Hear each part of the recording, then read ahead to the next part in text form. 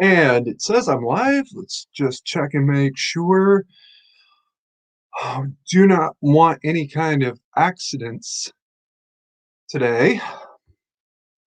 Here we go. Good. Excellent. It's all working. Welcome to the 11 March live stream. I don't actually have a subject yet. So I was just going to briefly go over this week's news. Big one that came up day before yesterday, I believe. Jury selection began in the Chauvin. Hey, troll. Um, Jury selection began in the Chauvin trial. I cannot express how amused I became yesterday when one of the jurors asked to be removed from the case because he, quote, he's a, I'm sorry, I'm not sure if this is a quote. He's afraid that BLM will burn his house to the ground. Oh, it's much better than that.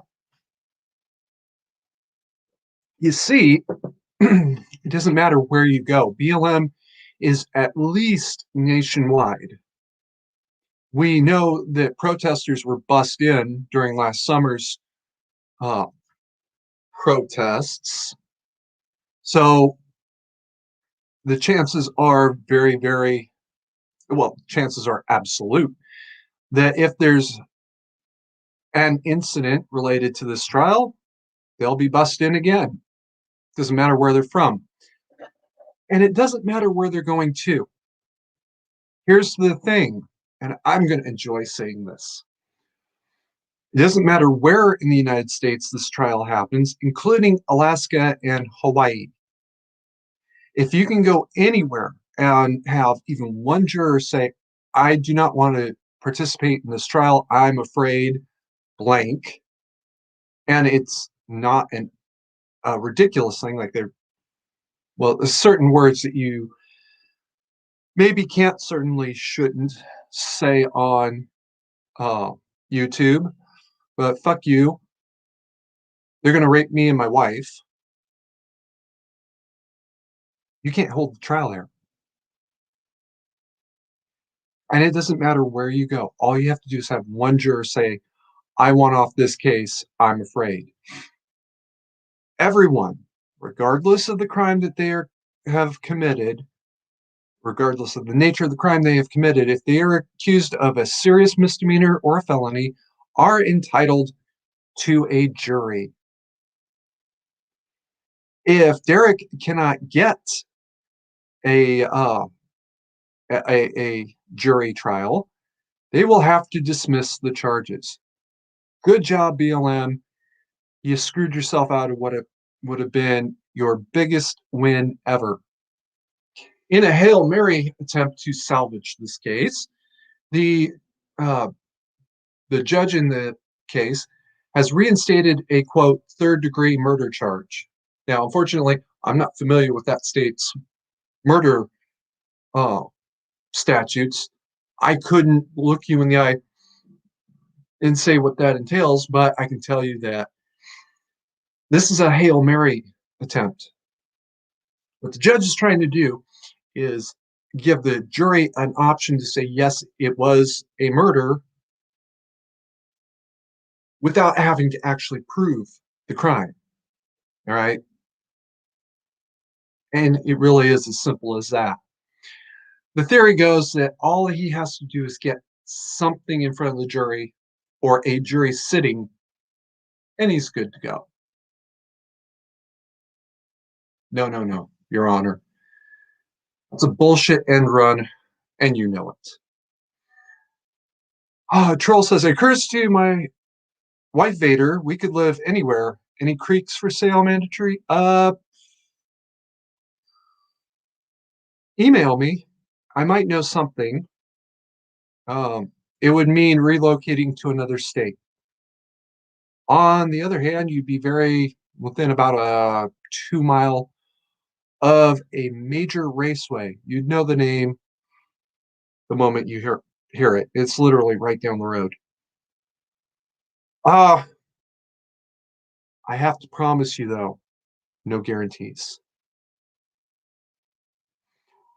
Okay, so here's kind of the thing I'm really afraid of.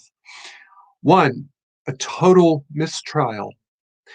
A total mistrial, which means the judge says, I cannot sit a jury. There is not a jury in the United States that can take this. This man cannot get a fair trial. Case has to be dismissed. You know what that'll cause. I don't even have to say the words out loud. Um, Worse still is the judge says, okay, I'm sitting this jury. We're going to go through with this anyway. The jury gives in to the fear and literal terrorism, finds him not guilty. You know what that's going to cause too. Or that they find him, I'm sorry, does not give in to the fear, finds him not guilty. You know what that's going to cause. Or worse still, that they do give in to the fear, they find him guilty, and then he can claim jury tampering, and the case gets dismissed anyways. It doesn't matter what way this goes, there will be riots. That's kind of the end of it. Um, I was just talking to somebody yesterday about this in real life, and he was saying there will be certain people who are angry no matter what happens. You know what? He's right. But only one of the sides involved has a track record of violence. And that's the truth.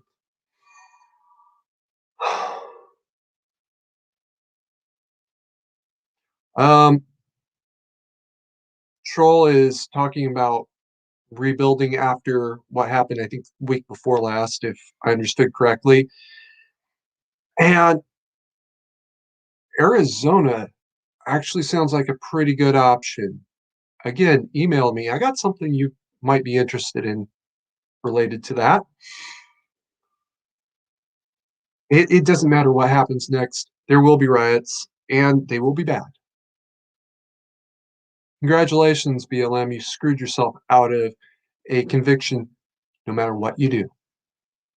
No matter what happens now, there can't be a conviction. Good job. So, over the course of this spring and summer, be watching your local news very carefully. If you hear that there's going to be a protest or a rally of any sort, and I'm saying, even if it's Derek's supporters,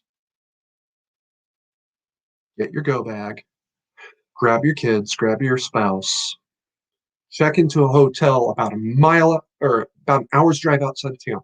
Worst case scenario, you have to drive an extra hour to work. So, is that a big problem? I I used to drive a mile or an hour to work and an hour home every day, and that was also, well, actually, it was through the time frame that the protests were happening. First of all, and during the pandemic, which had started before that. So, and you know what? I did see some of the fires from protests. Now, the ones that I drove close enough to see the, well, the light, I didn't actually see the fires. Apparently, these were all just trash fires, not actually that big a deal, but there were actual riots and there were confrontations with cops, and that's big danger. All right. The thing about the cops and the riots, cops do not make laws. This is a specific uh, bitching point of mine.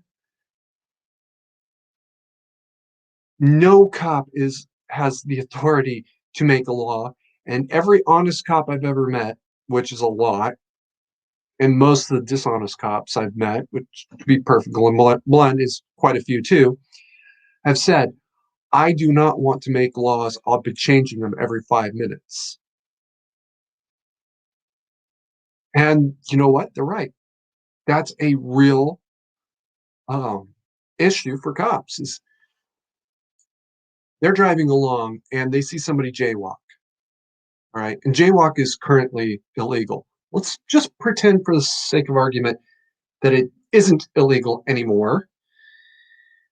And we put cops in charge. He's going to slam on the brakes. The guy's going to move off to the side. Oh my God, I'm sorry. Get off to the side of the road where he's supposed to be, and the cops are just going to keep on going. Right. 2 blocks later, another guy does the same thing. This time, the cop's going to stuff him in the back seat, handcuffed, off to jail. Why? The first guy at least was cognizant enough to realize he screwed up and get out of the way. Second guy, turn around. What are you going to do about it? All of a sudden, now it's illegal. In the real world, that happens anyways. All right. And even if jaywalking was not illegal, they turn around and grab them with something else. And even the honest cops say, I've done that. Matter of fact, the jaywalking example was from one of those honest cops. I know he's honest because he told me he's done something he shouldn't really have done. You know, an honest man from a dishonest one when they can look you in the eye and say, yeah, I did something I shouldn't have done. And you know what? Okay, I can respect that. We also do not want to leave cops with too much discretion about enforcing the law in and of themselves. Now, go back to the jaywalking example. Was the cop's time, was your taxpayer time and money worth him writing a jaywalking ticket for somebody who figured out his mistake and fixed it himself? No, right?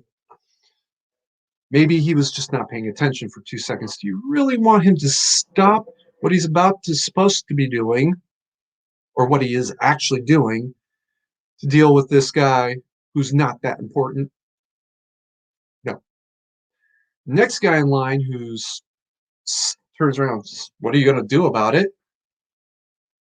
Is actually getting in the way, causing him to not be able to do what he's supposed to be doing.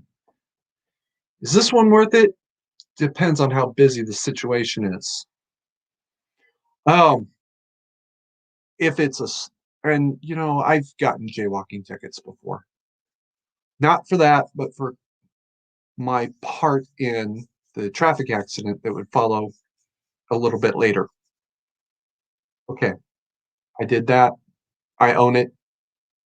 That was actually my fault. And it was a fender bender, so nobody got hurt. Um, was my jaywalking by itself enough of an issue? No. Was the jaywalking plus the accident it caused? Yeah, yeah, it was. And that's the reality. Let's go back to our two jaywalkers scenario. Cop comes up to the first one, he gets out of the way. Cop comes up to the second one. Now, this cop has somewhere he needs to be right now. It's go break up a domestic violence, um, go stop a rape in progress.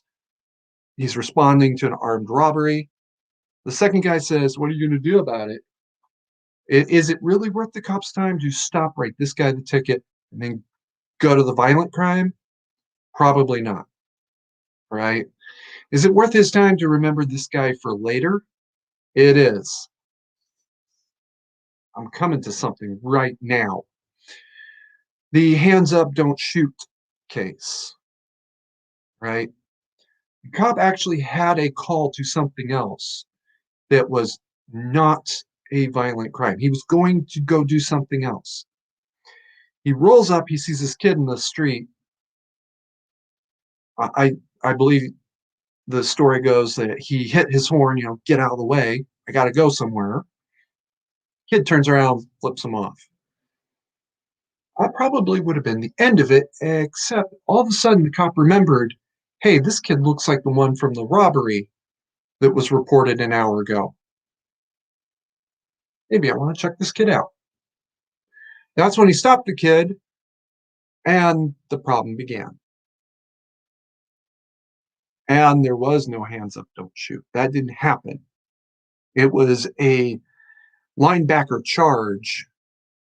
He was, I don't know what that kid was thinking. And I know nobody else does either. Was it suicide? Was he just gonna show the cop he's tougher than you?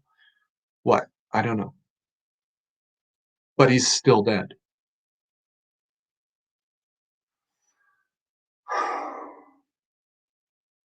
And that's how something minor becomes something major.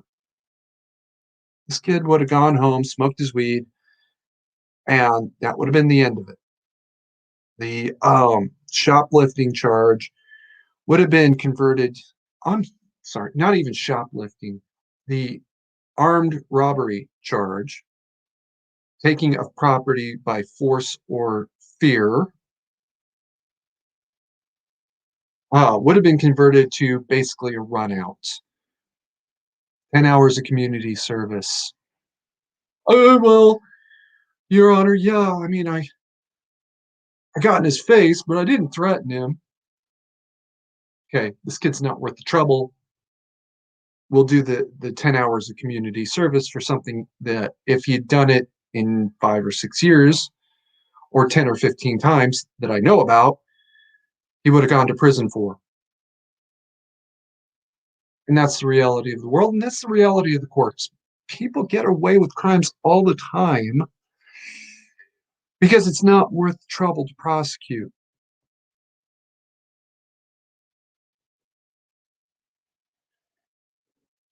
Um, for those of you that live in an area with the automated red light cameras, when those were first coming online, and as they come online in new areas, judges have a tendency to just dismiss all those cases. I believe it's called bench dismissal. And if you are an attorney and you know better, mention it in the comments or in the stream. I will thank you very much. But yeah, they'll dismiss the whole pile because they've got 10,000 of these tickets and they're all claiming something else. Doesn't mean the judge thinks you're innocent. It just means he's decided this is not worth the trouble. The court has better things to do than go through these 10,000 shit posts. Just send them all home, go away.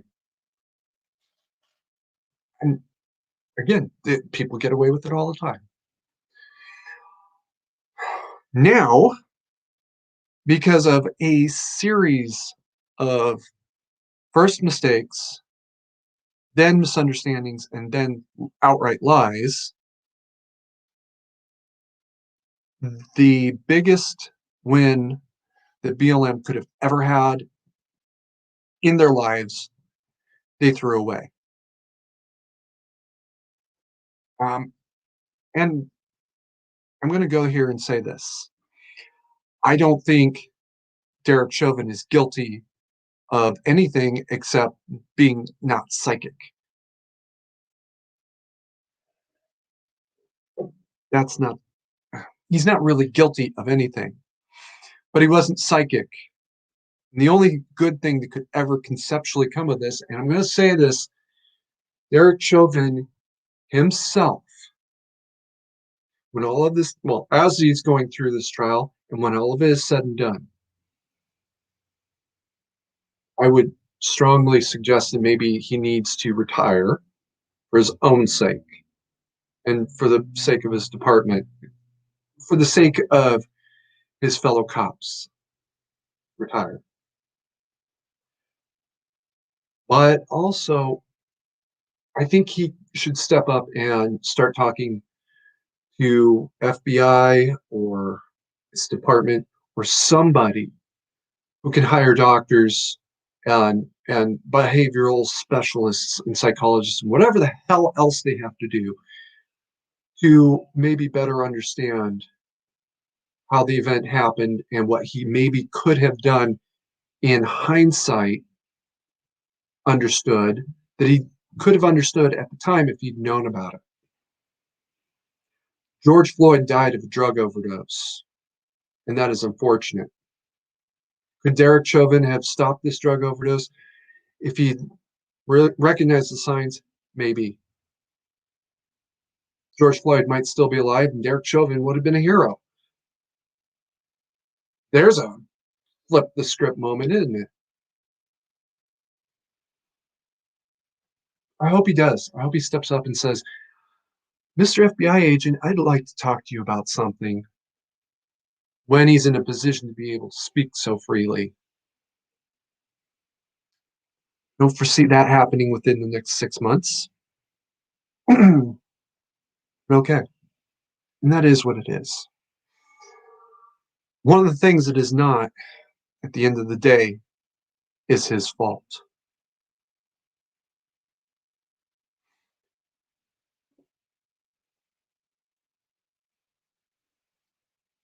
He can't get a fair trial. And that really is the end of the discussion right there. He cannot get a fair trial. Jurors are already saying, I want out. I'm afraid.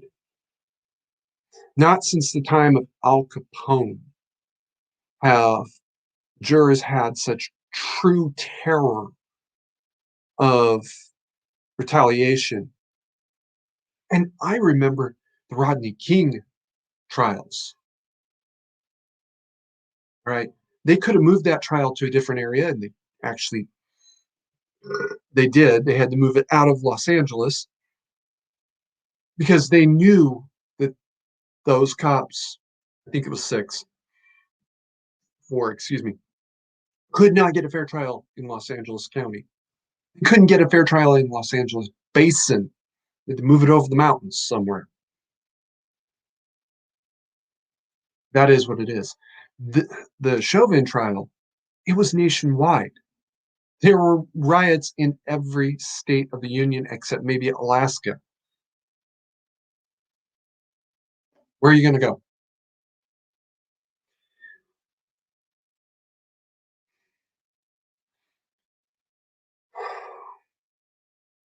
So, congratulations. You will never, ever get your conviction, and you can't even get a phony conviction, which is what happened in 94.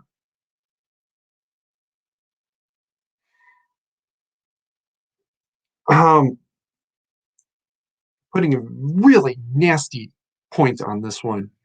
What happened in 94 was a fake conviction. When they realized that these guys had walked on the federal charges, they turned around and charged them in the state court because they had to get a conviction, period, end of discussion, to stop the chaos. Little secret about the federal versus state system. Federal laws generally don't require the same degree of certainty of guilt. When Bill Clinton had the King officers tried on the federal charges and could not get a conviction, it meant that threshold that sits right here, they couldn't get. This is generally the state threshold. You have to actually be sure not only that it was the crime, but it was the crime as described. In the federal court system, they can prosecute for state crimes. Well, under certain circumstances, they can prosecute for state crimes. There's also certain crimes that you can commit in the federal system against federal law. It doesn't actually exist in the state law. Clinton wanted that, Reno wanted that conviction, period, end of discussion. He couldn't get it. That tells you where the actual questions of guilt sit, doesn't it? And they tried again just in the state system. The state of California tried again just to get a conviction so that the riots would stop. And they could still only get 2 of the 4. Congratulations. All right. So that's my Chauvin, BLM, etc. Rants. Moving on to Texas. Texas and a few other states have rescinded their mask mandates totally. As a matter of fact, Texas is, quote, open to all business. Um, I want to believe, and I know better, that the governor of the state of Texas has taken every consideration, has made every consideration. Is this time to open up? Um,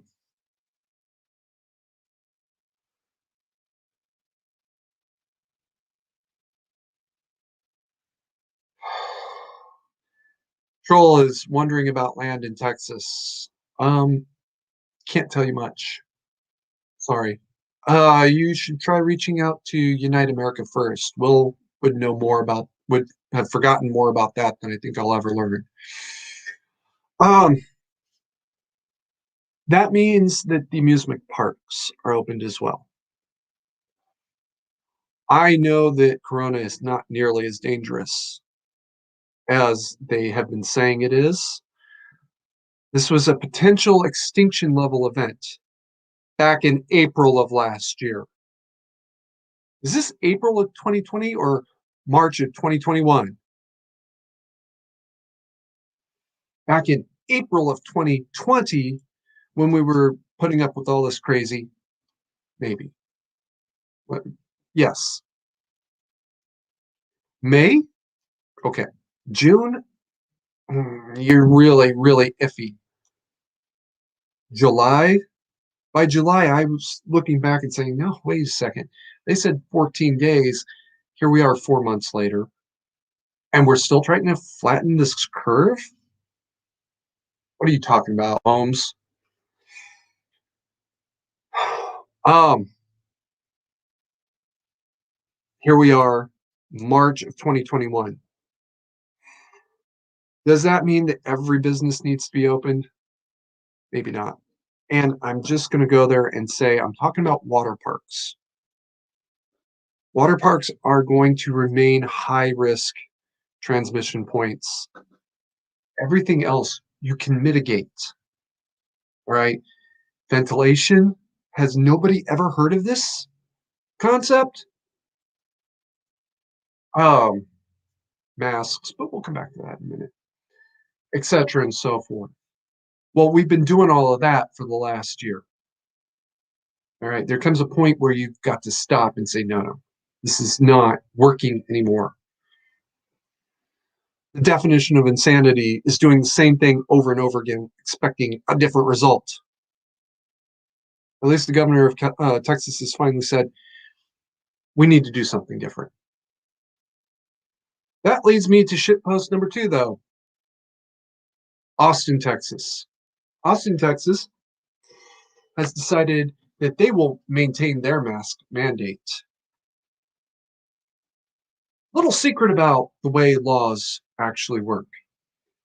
The federal government can pass a law, and the state governments can pass laws.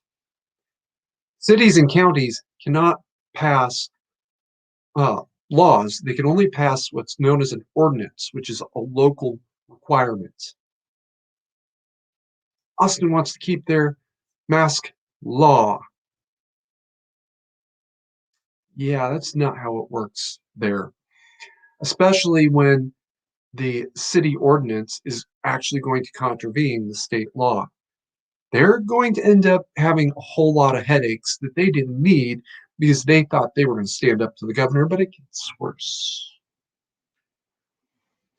And I really, really hope that somebody brings this to this video or this concept the attention of the Texas Attorney General, who has announced that he may sue the city of Austin for refusal to follow the state mandate law.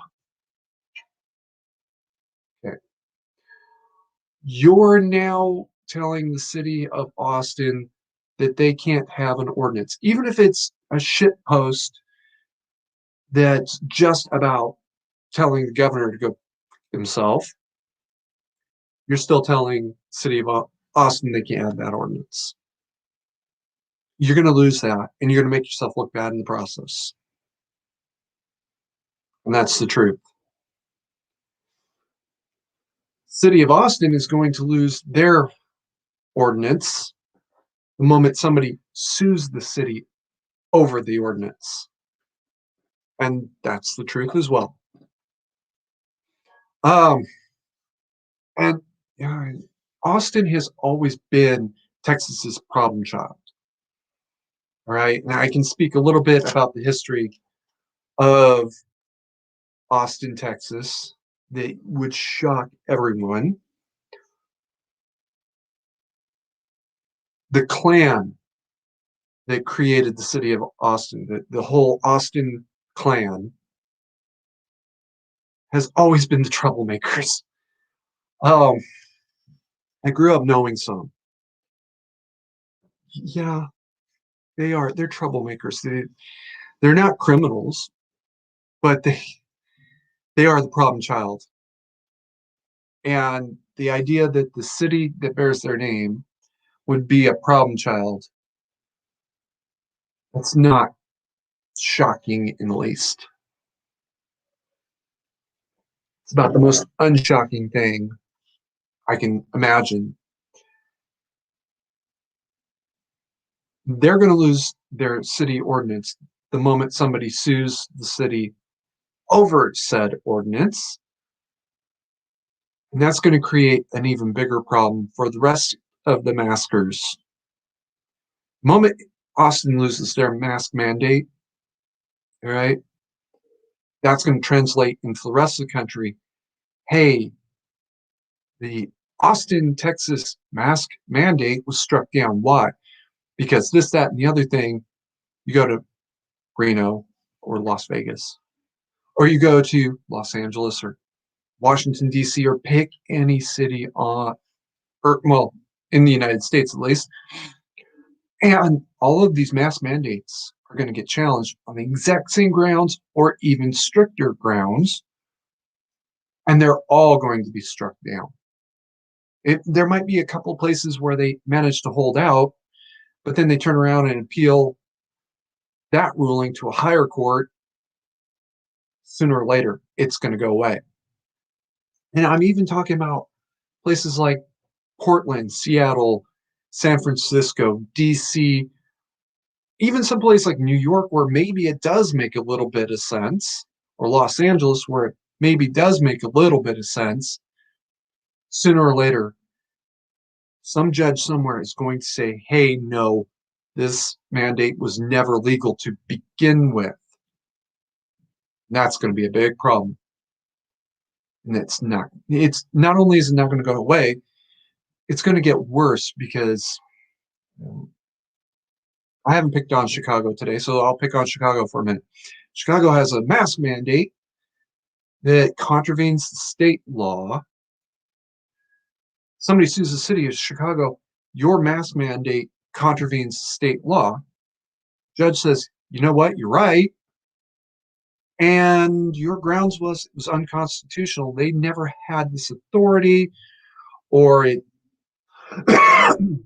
specifically contravenes state constitution or federal constitution or whatever. That's going to translate into everybody else's case. Pick on Los Angeles now for a second. Let's just say that the Chicago case, it was simply that the state law does not mandate this, and the city didn't have the authority to mandate it. In turn, had never had an authority to mandate it. Turn to Los Angeles now. They hear that the Chicago case won. Somebody down in Los Angeles who really hates this mandate. I've got somebody in mind. She's a now unfortunately famous restaurant owner. So y'all know generally who I'm talking about. I'm going to turn around to the city of Los Angeles because this city mask mandate doesn't appear anywhere in California Constitution. They could never do this to begin with. The whole state goes away. All of them. Even if it did make sense.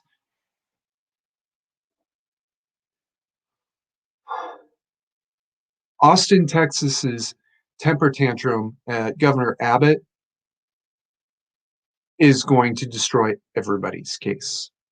Congratulations.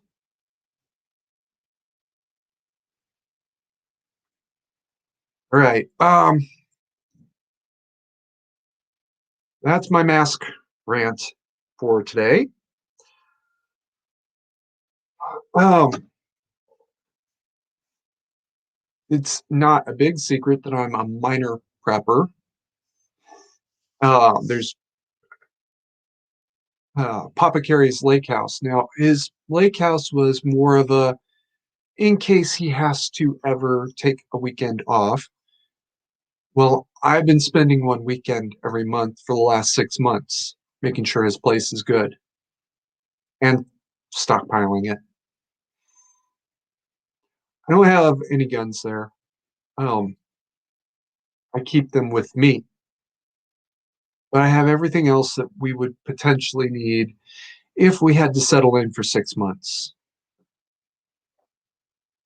And unfortunately, that's kind of what you got to do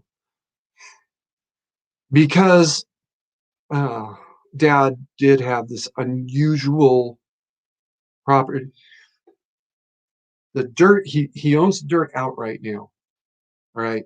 But he can't use most of it because there's a like 2 million year or whatever lease to this uh, agricorp, and he can't get out of it.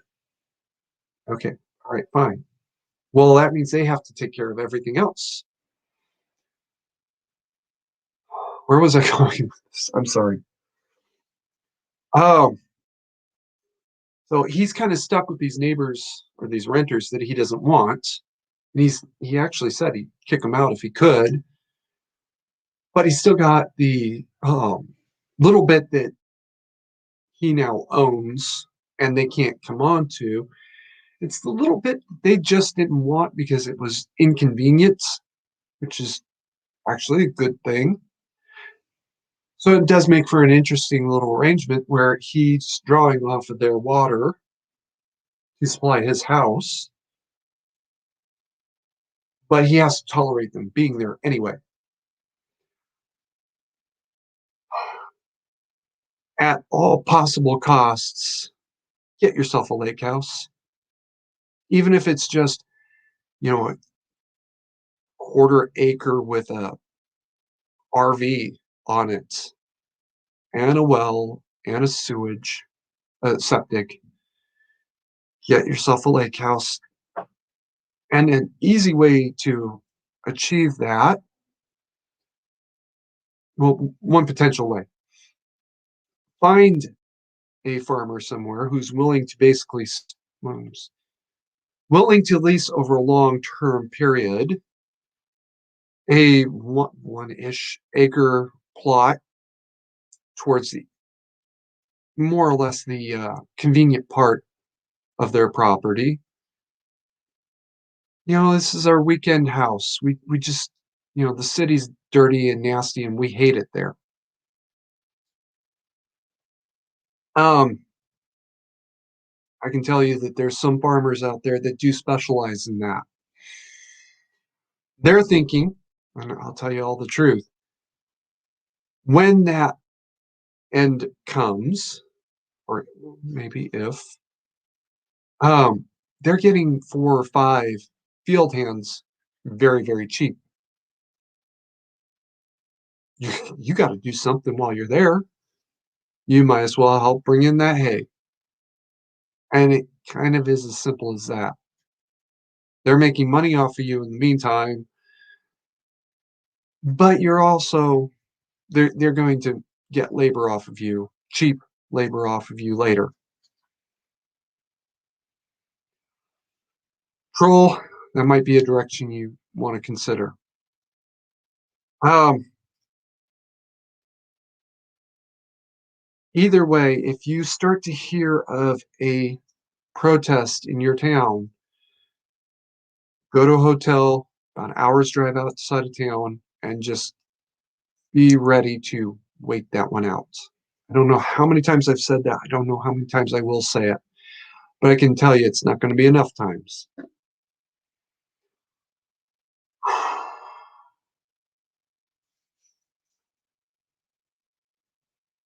I'm only 40 minutes in, and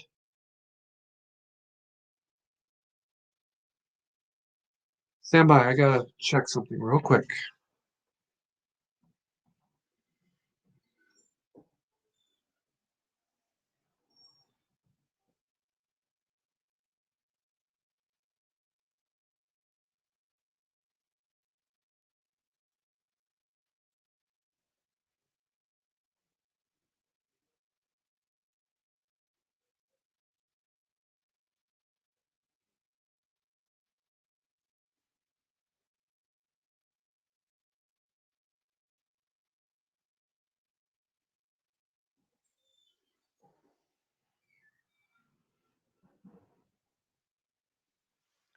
Just the UPS guy. Sorry about that, folks.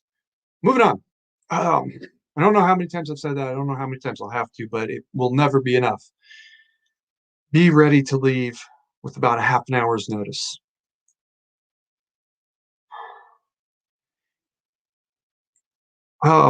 If you have special needs,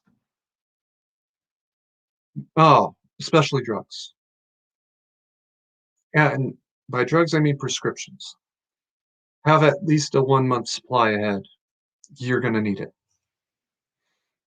Rotate through it if you have to.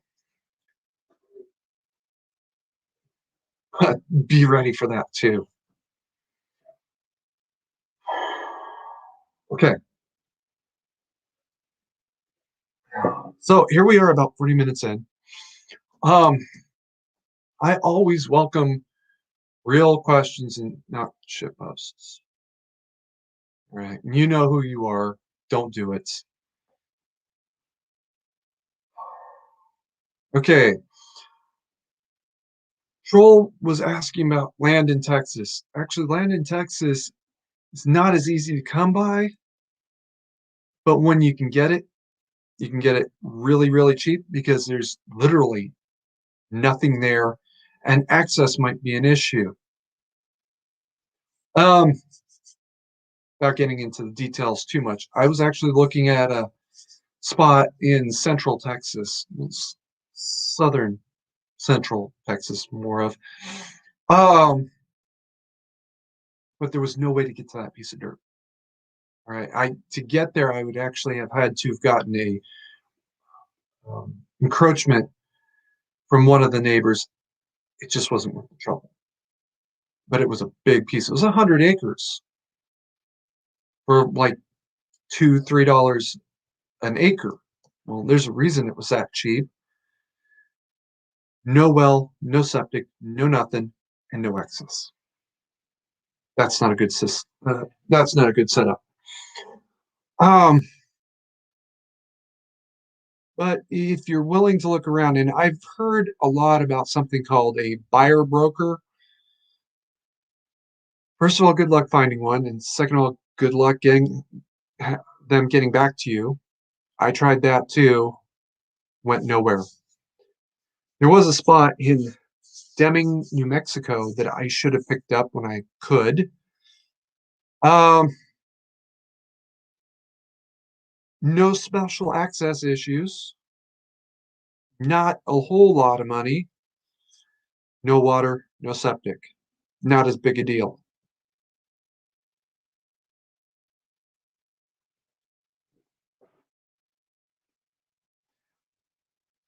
My dream spot is actually something up in Arizona. It is so remote and rugged that there's two ways in. One is by helicopter. You can't get there by plane because there's no place to land. Even bush planes can't get in there. Helicopters can. Um, the other is on foot, and literally, I've seen video of people trying to go up in there. You have to leave your pack horses behind because they will not get over that terrain. As far as I know, it would be illegal to try to widen the path to get a vehicle across. So what? All right, get a ultralights can get it almost everywhere. But I'd just get a Jeep, drive from cabin to the edge of the well, the Badland area. Walk over the hill, go into town.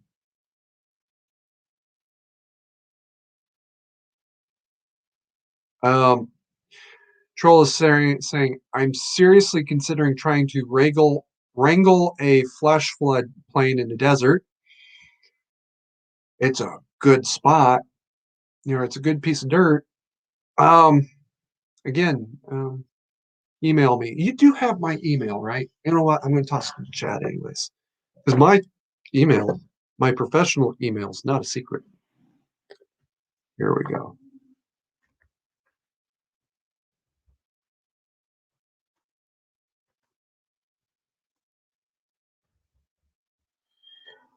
Also, I don't want the automated bots out there without the L. Sorry.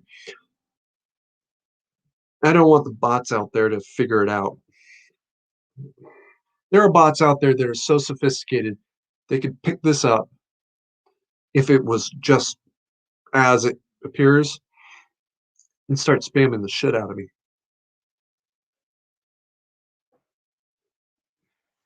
Um, Also, something interesting I noticed as Troll was typing, StreamYard was telling me that I had no viewers, but I know I'm viewing in another pane, a tab, and there he is typing. StreamYard, you might want to work on that. Maybe it's YouTube needs to work on it. I don't know. All right, moving on.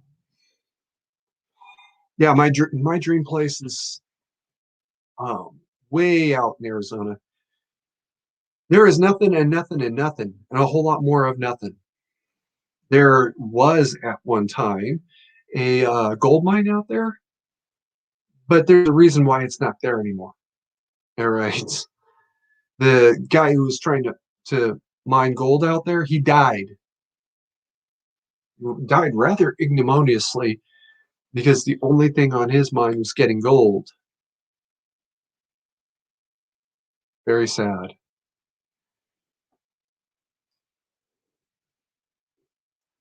Um, my plan has nothing to do with gold. My plan does have something to do with the tunnel, though. I'm actually going to dig a slit trench, excuse me, a trench that's a little bit, well, it's the width and height plus a couple of feet of what 4x8s would be. So 4x8s all along, and cover it over with some plywood or something, and put the dirt back over it, because that makes an awesome shooting range as long as you can handle the noise. Guess who can handle that much noise? Although even I won't shoot down there without hearing um without hearing protection on. Um, Okiabi. I'm not sure what that means. But moving on. And then the rest of it would just be the circle of mobile homes, actually. Circle of about 8 mobile homes. The main doors into each all pointed towards the center, a, uh, a picnic area, basically a covered picnic area at the center. Here we go. And what else do you need? As long as there's water and septic and everything else that's supposed to be there, it's kind of actually a little bit idyllic.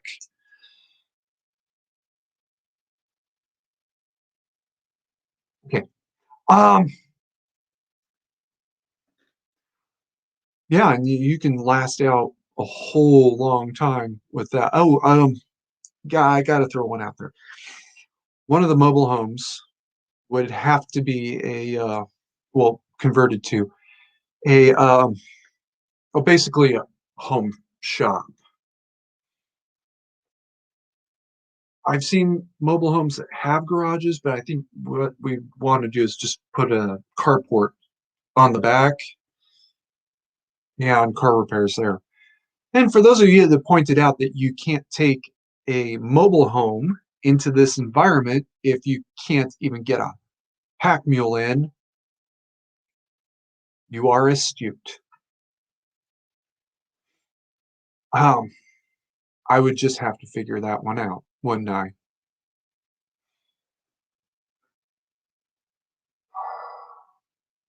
Unfortunately, that's a whole lot of money that I don't have.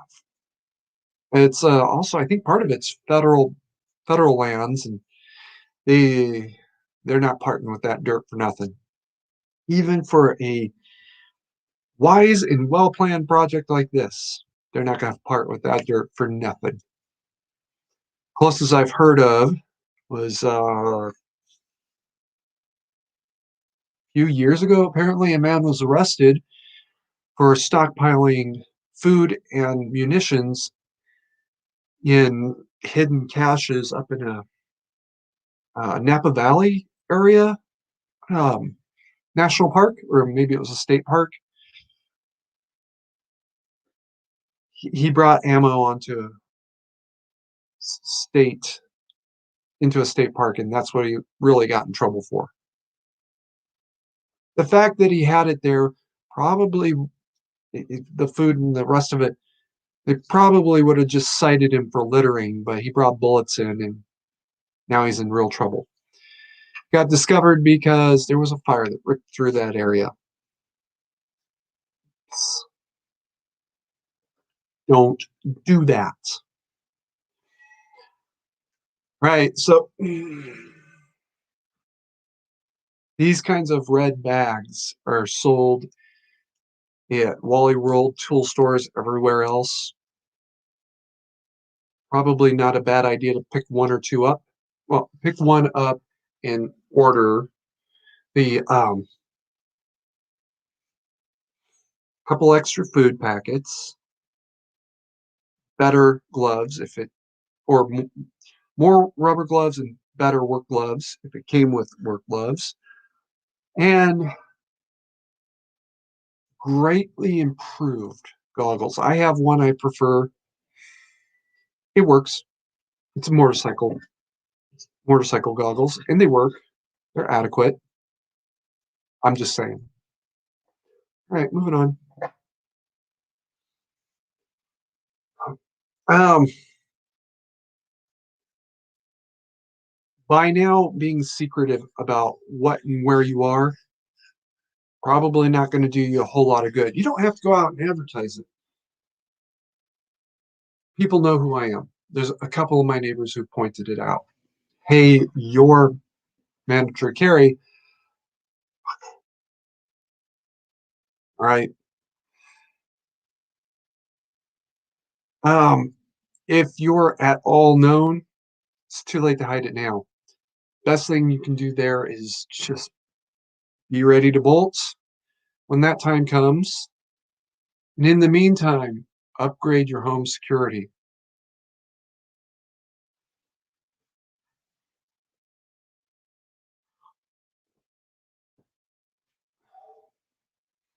You want it to be at the point where even a SWAT team would have trouble getting in. I can tell you, and I've seen this proven. SWAT team can still get in, right? Firefighters can still get in, and they will get in if they want to. Like on the play. SWAT team and firefighters also have the backing of the courts and the state government and the local governments and the federal government. At the end of the day, they can do whatever they want. They don't have to pick locks and try to be secret so they don't get caught. They want to get caught. They were told to go. All right. Good luck with them. National Guard, if they want to get in, they've still got, at very least, they've got the federal or the state government backing them up, sometimes both. And they have 105 millimeter door knockers. You're not going to beat that. Don't worry about them.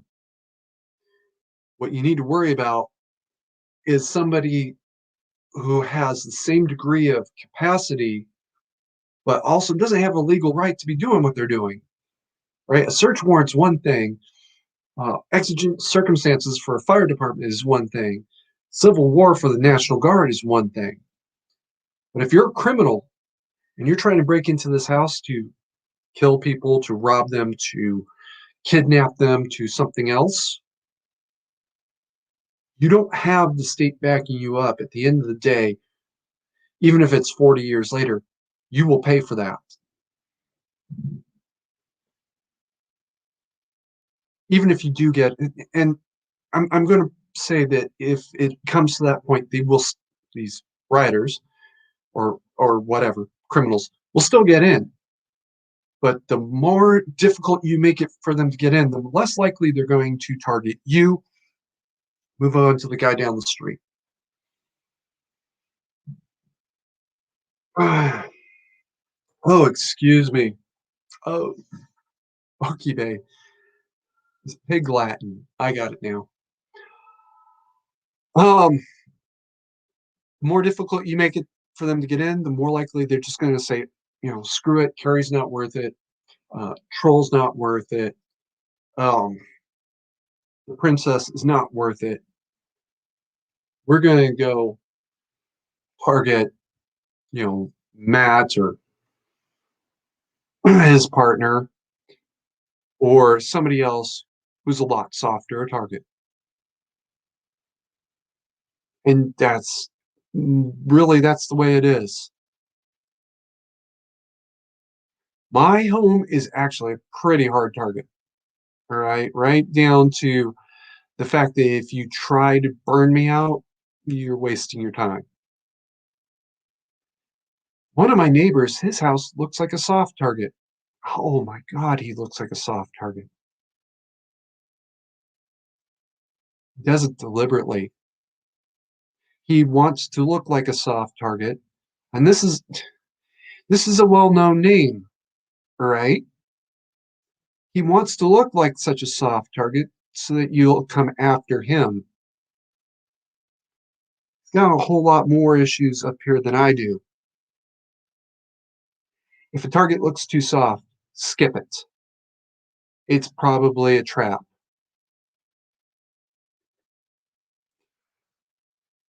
I know exactly what that guy has waiting for somebody that tries to break into his house, and you're going to wish you were dead. Hell, I'm not even going to be there. I'll be like, God, this poor bastard. I'm feeling it from a quarter mile away. And I will know if you tried. Um, Target looks too soft. Might want to skip it as well. Also, if you're here, you probably are not thinking about targeting anybody. So you probably are in a better shape to begin with.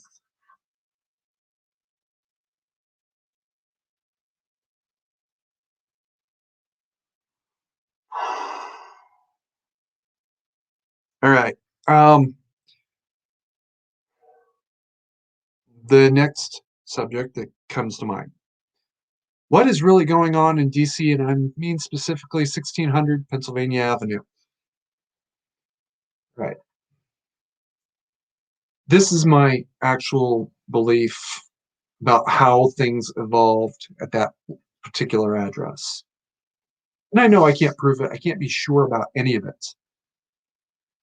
But when Hillary was running for president, the DNC didn't actually want her to win. They wanted her to run against somebody a little bit weaker as a Republican than what they ended up getting. The Republicans had their guy in mind. Not really sure who that was. Um, all of a sudden, Donnie's in the race and things are blowing up left and right in ways that they hadn't expected, and that's fine. That's the way it all went down. No big deal. because they had never intended. They had hoped maybe that Hillary would win, but what they really wanted was a woman of color. As they're reading the tea leaves and they're saying, Hillary can't really win anyway, I believe that's when Joe stepped up and said, I'll run and I'll bring somebody with me. He did not anticipate 4 years ago, 6 years ago, probably, that his cognitive issues would be as serious as they are. Nobody predicted it.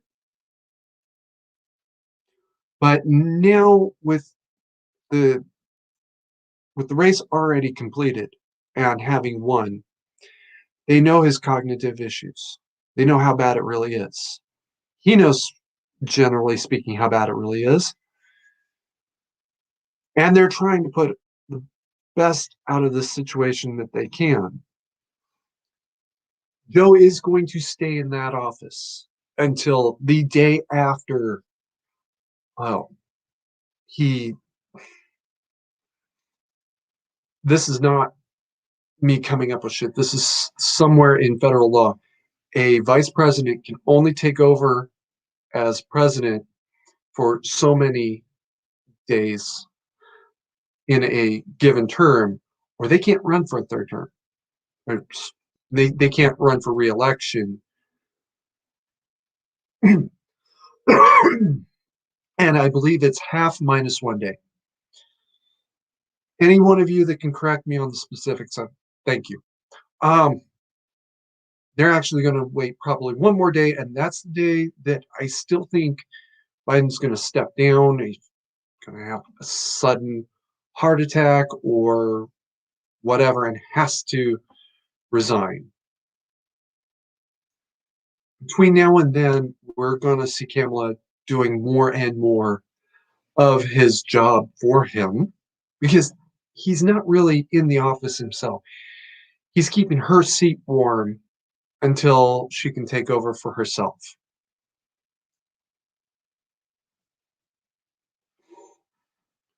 The fact that he has not given his State of the Union, I believe it's State of the Union address yet, as required by the Constitution, is very disconcerting.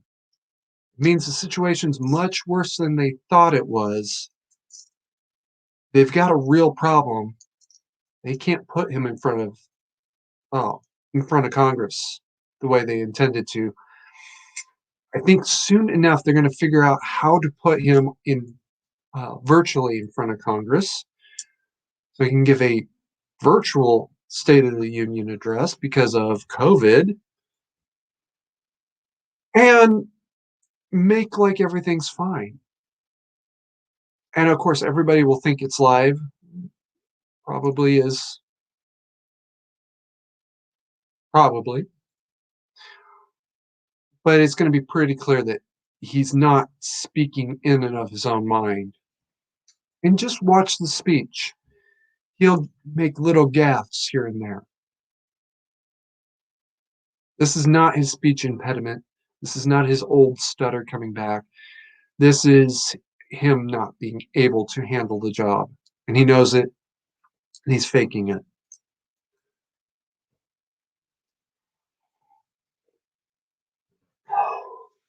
Okay. We all knew that Kamala was the real president, even though Tulsi just totally whooped her ass on stage and off. Somebody correct me. I could swear Pete Buttigieg did better than Kamala. There's a reason for that. Um, and I have to be very careful about what I say here. Um, it is possible that Kamala has skeletons in her closet. Really needs to not come out. Not from her time as California's Attorney General, but before, during, and after. There's a reason why she shut down Backpage and tried to shut down Craigslist, and it has nothing to do with anything that they may or may not have been doing illegal.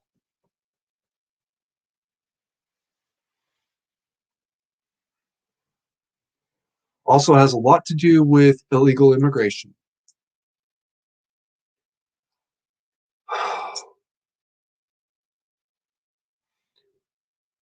I might just go ahead and make that rant, but put it strictly on BitChute. Go straight there and not even deal with the drama of Alphabet, I believe it is. Yeah, Alphabet basically rigging the system to support their buddies.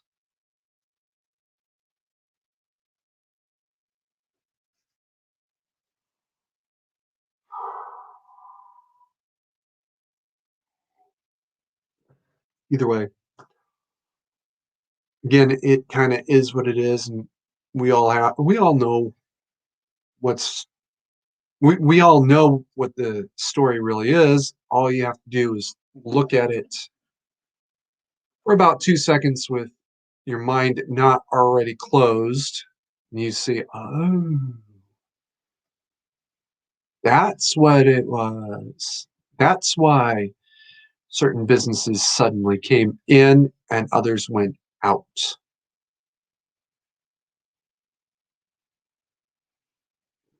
And well, actually, one of them went out of business only to reincorporate as another one. Anyway, all right. Weekly rants. Um, I have a certain hierarchy of people I respect versus I don't. Right. An honest intellectual, even if they're wrong, I can respect them because somebody who's actually intelligent and honest will say to you give them something new, and they will say to you, thank you. I had not considered that. Right.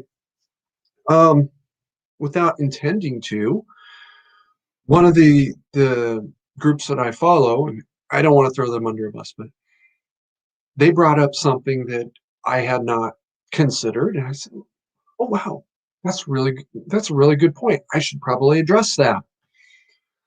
Um, I've even asked them to help me address it.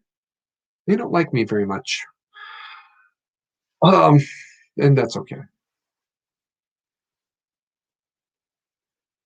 An honest idiot, all right? An honest idiot. Oh, will at least consider what you've presented. Um, an example of an honest idiot is a gun control supporter who still wants to support gun control, but then you show them what statistical breakdown actually turns into, and all of a sudden they realize how much more dangerous Britain, the UK in general, is versus the United States for gun violence. They say, "Oh, I guess I didn't think about that." Well, it's still more dangerous because it's not more dangerous. You don't know what you're talking about. But at least they'll stop running that line. All right.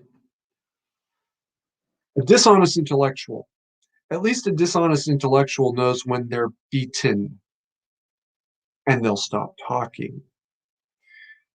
Usually they'll block you on Facebook, YouTube, Facebook, Twitter, whatever, but at least they'll stop talking. All right. They're intelligent enough to understand that they're beaten. So they're going to get up from the table and walk away. People I do not respect at all are the dishonest idiots. First of all, they'll never understand that they're beaten, right? And they're going to come up with a new excuse, or they're going to use the same tired old excuse that you already disproved months and years ago. An example of that, again, going back to gun control. Um, I'm an honest intellectual, and I made mistakes, and I declared one of them to have been a crime. Good luck prosecuting me, but I would help you if you try. Um, Disproving what I used to believe, I all I did was I took five other people's, well, four other people's videos. One of them, it's the same guy twice. Strung them together. Most of them were at 2 times speed. Gun control can never work because you can make a lower receiver, you can make a barrel, you can reload it with black powder, and at the end of the day, you can make it from, quote, total trash. What are you going to do now? The only thing I didn't prove in this series of videos is making shell casings, which it's been out for over a year. I'm shocked nobody's pointed out. Well, you can't make shell casings. Well, yeah, actually, you can. That wasn't the point, but okay. What about it? Right? So, um, dishonest idiot would take the same series and say, yeah, well, nobody can really do that. As you're watching the series of people who did exactly that. And since that came out, I found at least three more videos about the only really complicated part of the process, making a barrel, where somebody did it even easier, right? Tim used a Harbor Freight drill press in a, what is it, a forced, really hard steel bolt, right? What is it, 2, 3 months ago?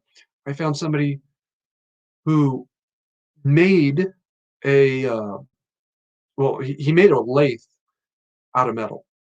That's all you really need, or out of wood rather, and it's a foot powder powered lathe. It's not a electrically powered lathe. Okay, well, that's not the best solution, but if you put his wooden foot powered lathe, married it to an electric motor, which you can do pretty easily, all of a sudden that's a much better option, isn't it? But it gets worse. There's somebody else who did exactly that, and he makes barrels, makes gun barrels. That is the technically complex piece. That's the piece, it's a pressure bearing unit. It has to be perfect each and every time. For those of you that remember the story about Brent swapping out my barrels, a couple of years later, he calls me up. Oh my God, oh my God, oh my God, we're all going to die. No, that's not. He calls me up and says, bro, I got something I got to talk to you about. Yeah, what is it? Remember when we were in Yorktown and da da da barrel? Yeah, what about it? Well, I was supposed to use. Right, he said some weird number that I don't even remember. Steel. So what? Well, he'd used a harder grade of steel. I was butthurt for exactly 1 second because, first of all, I was butthurt that he pulled this. He tricked me. He confused and tricked me so completely that day. I was also kind of butthurt that he made a mistake in the process, but then I realized we're not dead. Nothing went wrong. Um, okay, don't worry about it. Oh, okay. Well, I don't want you to say something later on in life. Yeah, I got it. It's not a problem. It was like a couple of years later when it finally occurred to me, hey, if that barrel was too hard, would the bullets as they're coming out maybe get stuck, or it would otherwise operate improperly? I have no way of knowing. We didn't die. Nothing went wrong, other than I got seriously butthurt at having been conned so easily. So, okay. I'm over it. And for what it's worth, sometimes even with an honest idiot or honest intellectual, you got to show them. Brent had said for a couple of years at that point, "Hey, I could make a barrel myself." No, no, no, come on, bro. Those things are really complicated, huge engineering. You need all this technical equipment. No, I don't. I'm going to go here a little bit and fix. I don't want to shit about this. Brent was kind of an honest idiot, right? If you cannot explain what you're doing as a process, it's not a process, even if you do know what you're doing. Brent could never explain what he was doing as a process. That's the truth. He could never explain what he was doing as a process, but he was able to bring me the barrel and show it to me and swap it out just long enough for me to fire it a couple of hundred rounds without realizing what he'd done. Congratulations. You you got one. Um Sometimes even us honest intellectuals, we've got to see it to believe it, but then you got to stop and say, yeah, he's right. He was able to make this barrel. Or he was able to make the case that we should stop worrying about a non-issue and start worrying about a real issue. Or the virus is real, but it's not the kind of extinction level event that I'm continuing to say it is. Flag on the play.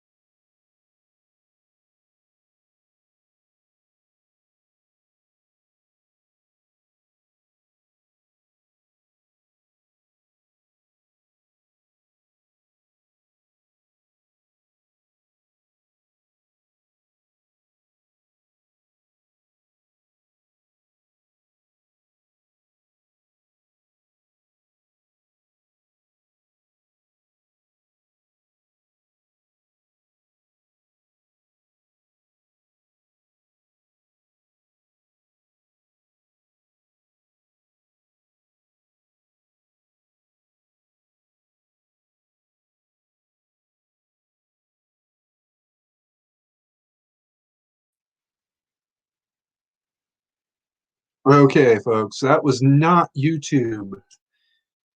That was my own internet failing.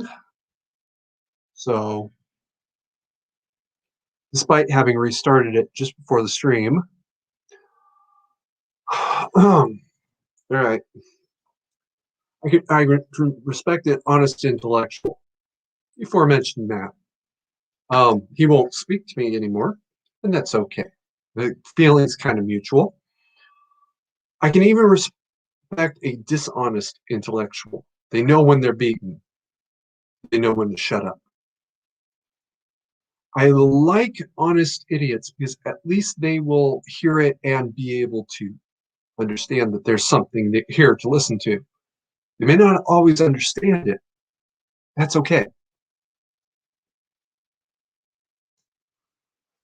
I cannot and will not respect or tolerate a dishonest idiot. Um, I kind of got to go here a little bit. There is a certain individual on Discord who is 24/7 about the juice. You know what I just said. Um, this moron has even gone so far as well. First of all, I had to block him. I couldn't handle the spam. It's like 15, 20 posts an hour. I'm pretty sure he doesn't have a job. Um, when I presented a case for which I'm kind of known at this point, involving a certain Middle Eastern country, um, he started up with, "No, the Jews did it." Wait, are you retarded? I just what I wanted to ask him is if he's retarded. He went off on a series of rants about how the Jews made the coronavirus because they're the globalists and some other weird shit. And I was just like, no, no, this guy. The thing about a dishonest idiot is there's no reasoning with them. They don't have a mind to reason with. All you can do is just block them and get them out of your life. Um, I talk to the people around them. It's okay to be an honest idiot. That's fine. As you're still willing to listen to reason and calculate from there. Um, it's great to be an honest intellectual because at least then you can listen to reason and actually process it and say, oh, I guess that is a possibility. It's even okay, I suppose, to be a dishonest intellectual because at least then you know when to shut the fuck up because you lost and you know it.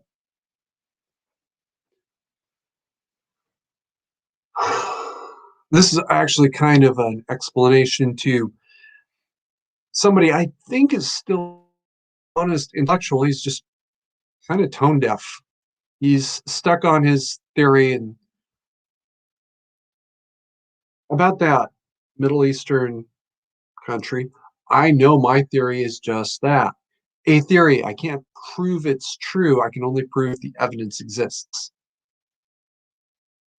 There's a difference between those two concepts.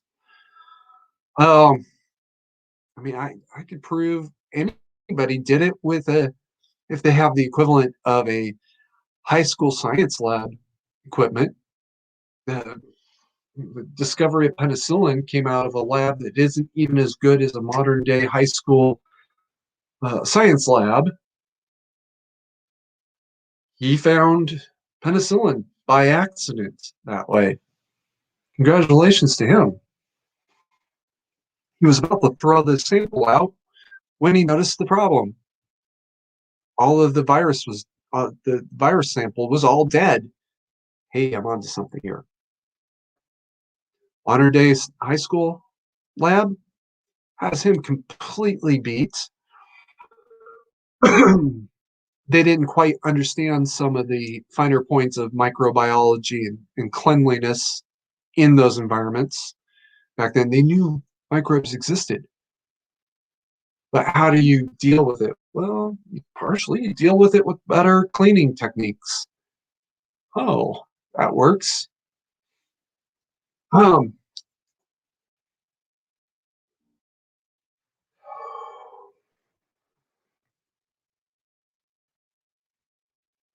Sorry about that. So yeah, I mean, the only suspect I've ever actually discounted for deliberately creating the virus is Mexico, and only because Mexico's potential gains are basically non-existent, and what they would lose if they got caught doing this, so high. They would actually be not only an international pariah, but their one really kind of friend, the United States, would probably be beating the shit out of them right now. So Mexico's the only suspect I can point to and say it was not them. Um,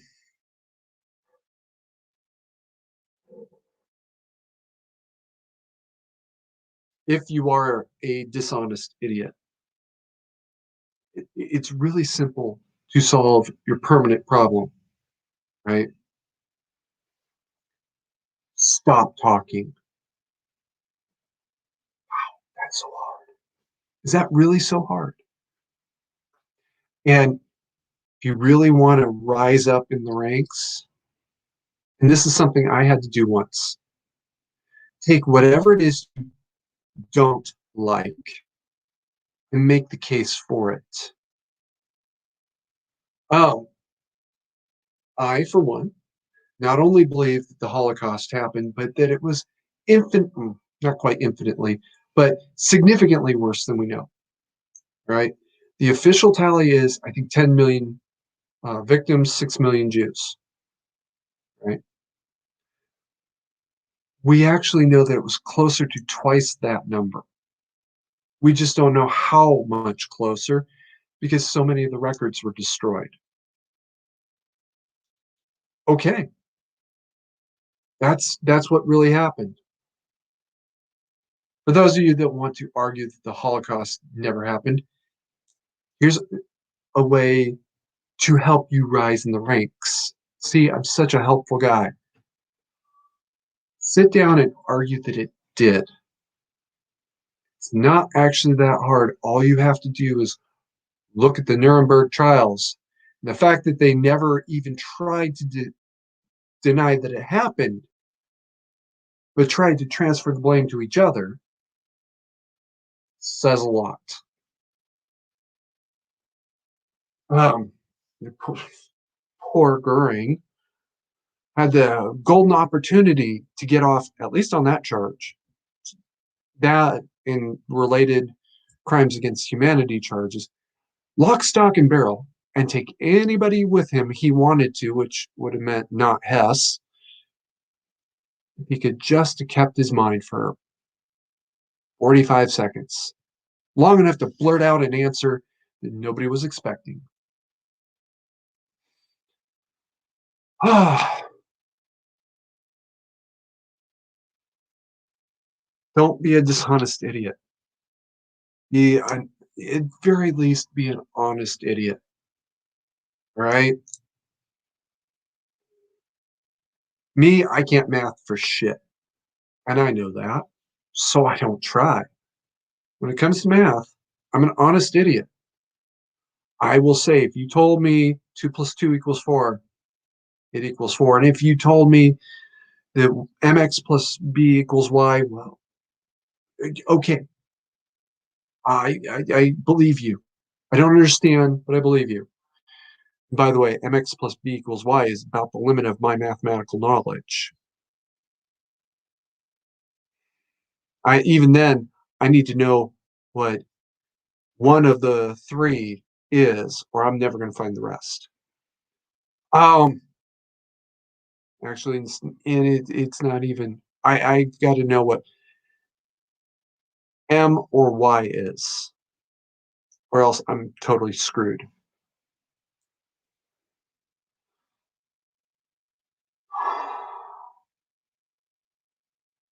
And that's the truth. I can't math for shit. That's why I became a history major rather than a general education major. I couldn't pass math.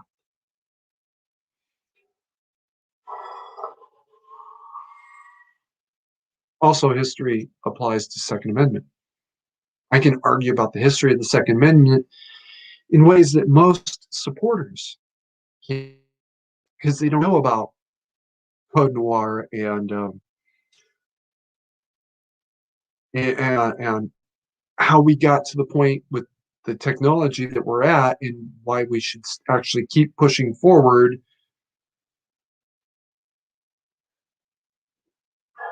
and preparing for the day when James Kirk will beam down from Battlestar Galactica with his um, E-11 blast tech. That day is going to come when projectile weapons are obsolete and it's all energy all the time. We we need to get ready for that day to come. The historian me can also say, and that's why NFA needs to be totally redone. It's a total failed experiment based on a not that bad idea. Extremely unpopular opinion. I can live with it. Um, Not a rant. The NFA, National Firearms Act, said that machine guns, put a big fat asterisk right there because that's the start of the problem, had to be um, had to have a stamp. Stamp was $200. And that's all that you had to have that to own the gun. Okay. Well, let's start from that machine gun term. Um, when automatic weapons became common during World War I, it broke down into two groups. It was the so-called light machine guns. They were light enough that one man could carry it and operate it, and he usually had two or three guys supporting him with extra ammo, but they had their own rifles as well. Then there was the heavy machine guns, the ones that too big and too heavy to move around on the battlefield. And as Germans or British or French or whoever were abandoning their trenches, they could take the gun with them, they would. Very often they couldn't. Now, their machine gun, it's a British or French or German or whoever's machine gun now, right? Even back during the war, they were talking about this new concept called walking fire, which is where one man with a lighter machine gun advance, just spray and pray until he got into the enemy trenches. That was the same concept that becomes the assault rifle in World War II. The assault rifle, the so-called first one, Sturmgewehr, was originally referred to as the Maschinen pistol, which is German term for submachine gun. It's also their term for submachine pistol, what we today think of as the Mac 11, Mac 10, um, mini Uzi family, a pistol capable of firing on automatic.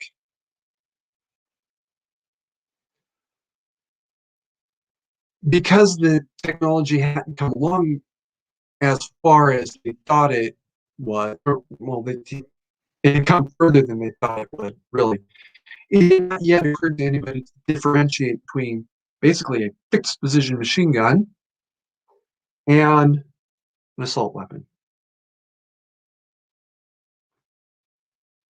They were all machine guns still.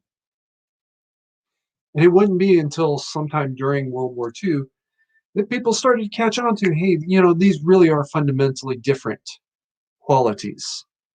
And we need to start understanding them as such. When the NFA came along, everything was still a machine gun. This is what happens when people who actually don't know what they're talking about start talking about a subject.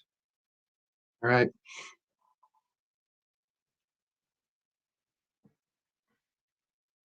If they had understood what they were talking about, they really would have made it much more clear the subject matter. But they were being lazy and they didn't know what they were talking about. They didn't ask anybody. Hey, they didn't. It's not like the members of Congress couldn't have called up the Secretary of Defense or the Secretary of the Army and say, "Hey, what's going on? What am I missing in this question?" They just chose not to. And okay, no problem. The next part of the problem was that $200 stamp. That $200 was set by the price of a Thompson submachine gun. Nothing else.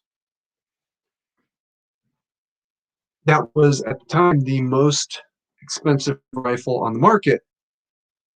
It never occurred to them that maybe the economy would improve or grow, and that $200 wouldn't be as much as it is then, right? That $200 represented sometimes a year's income for some people. It did represent a year's income for some people.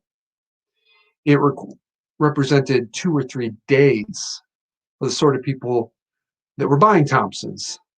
And I do mean the gangs. Um, if they had actually stopped and thought about this for a very, very long moment, first of all, they could have right then and then started the process to make it very clear what the differences between assault weapons and machine guns were. They didn't bother, and that's on them. There's no good reason to repeat somebody else's stupid mistake. Okay, let's move on past that. Second of all, that $200 thing just totally useless. In 100 years, that $200 is going to be not even a whole day's pay for some people. They could go out and get a stamp faster than they could save doing it. So what was the point? Was the point to actually get some sort of control over a situation that was starting to get out of control? Or what was it?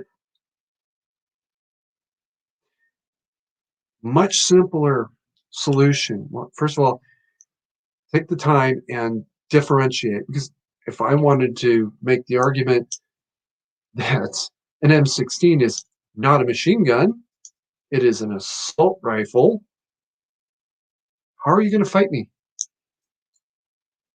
Good luck, right? Second of all, setting the stamp not at some magical number that you just pull out of a catalog, but at understanding, okay, well, what we need to do is be able to track this thing over time, which actually serves the purposes intended. Was the point of NFA to price out uh, the automatic weapons industry, or was it to actually get control over the situation? Well, it's pretty clear that in the 1920s, the purpose was to price everybody out. That didn't work because the same people who were committing the crimes with those guns were able to get the stamp. Oops.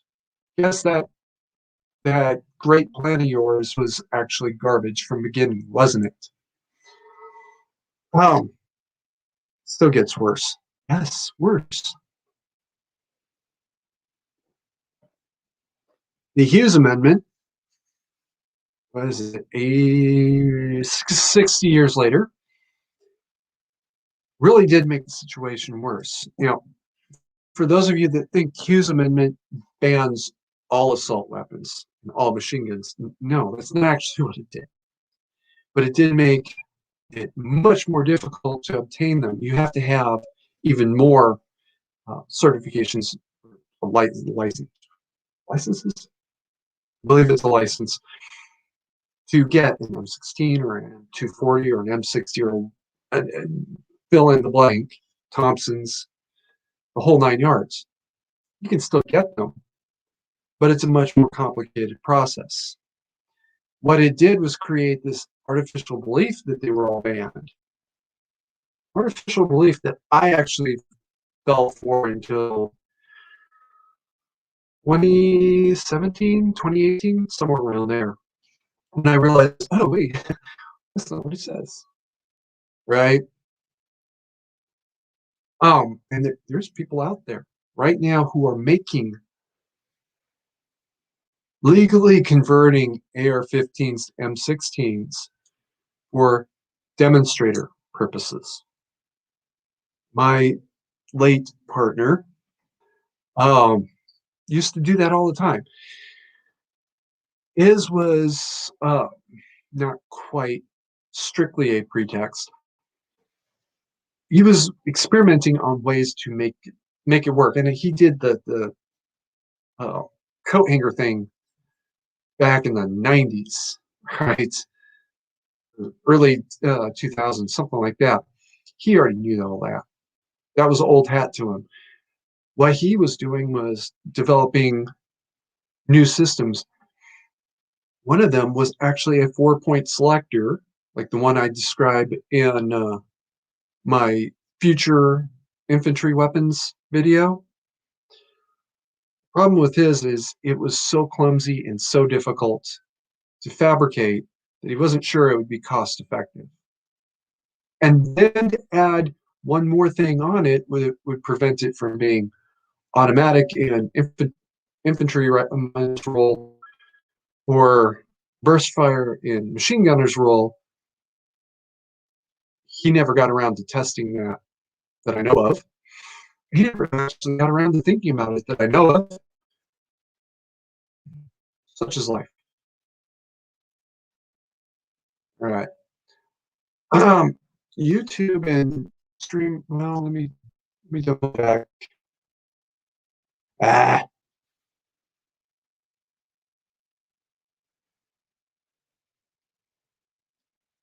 okay. Well, YouTube is telling me that there's one watching now. StreamYard is repeating this story. I think everybody's gone right now.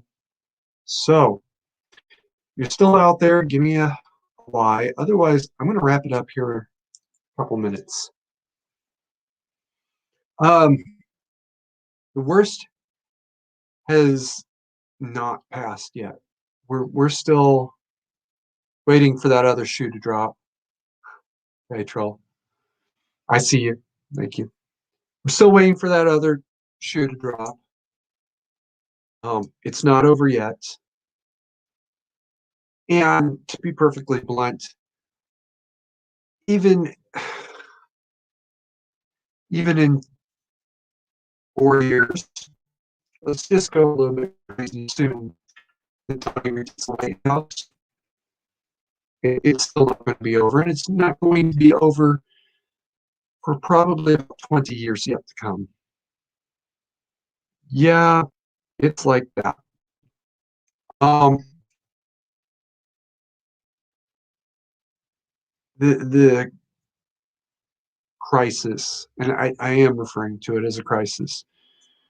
The rise of Antifa, the rise of BLM, the pandemic, and the manipulation of the pandemic, which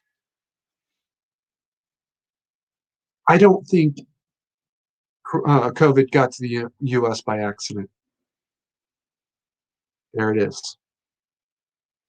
I know that there's supposedly a patient zero, but I don't think he's patient zero. I think he's just getting the blame for it. There it is. Um, all of this is going to take, because it all becomes part of a one big machine, it's going to take about 20 years for us to finally sort this out. And it's not going to be an intellectual debate. At some point, it's going to become cities have burned to the ground, and the people who are fighting battles that they know are based on a lie are going to be too tired to keep fighting. So, troll, carry on. And honestly, with that, I think I'm going to go ahead and wrap it up myself because A, I got to pee, and B, I've got to get to Papa Carey's tonight. So, keep calm and mandatory carry on.